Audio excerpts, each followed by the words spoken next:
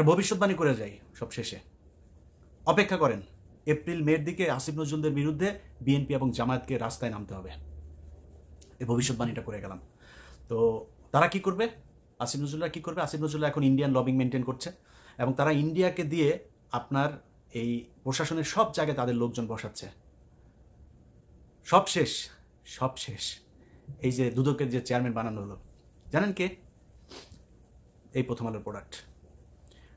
নাম বললাম না, বিএনপির সর্বোচ্চ জায়গা থেকে তাকে তদবির করা হয়েছে আরেকজনকে, বিএনপির কথা শোনা হয়নি। আসিফ নজরুল একদম সরাসরি ফাইট করে তারপরে এই মোমেন্টকে বসিয়েছে। সো তারা তাদের লোকজনকে বিশেষ বিশেষ জায়গায় বসাচ্ছে। অডিটের যে ডিজি আছে, অডিটের ডিজি কিভাবে এখন পর্যন্ত থাকে আমার বলেন? সব অডিটের সব কাগজপত্র তছনছ করে ফেলছে। আসিফ নজরুল নতুন এক সংশোধনী এনেছে আন্তর্জাতিক অপরাধ ট্রাইব্যুনালের ইয়েতে, সব কিছুতেই আপনার আপিল করা যাবে। মানে নর্মালি তো আপনার রায় হবে, রায় হলে তারপর আপিল, সব কিছুতে আপনি মনে করেন একটা আপনি একজন সাক্ষী করবেন, ওনার সাক্ষ্য দিয়েছে, ওইটার বিরুদ্ধে আপনি আপিল করবেন, এই মামলা করতে 5,000 বছর লাগবে যদি আসিফ নজরুলের আইন অনুযায়ী যদি চলতে থাকেন।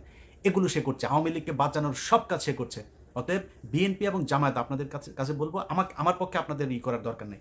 আমি দিন শেষে কি ওইটা আপনারা টের পেয়ে যাবেন, আল্লাহ যদি বাঁচা রাখে আমার মৃত্যুর আগের দিন পর্যন্ত এটা টের পাবেন।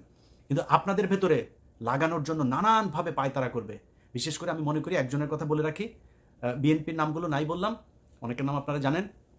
জামায়াতের একজনের কথা বলি, জামায়াতের নায়েবে আমির ডক্টর তাহের, ওনাকে আমার অনুরোধ থাকবে ওনার ব্যাপারে জামায়াত যেন খুব বেশি সতর্কবান হন, কারণ এই লোক ভারতের লবিং মেনটেন করেন।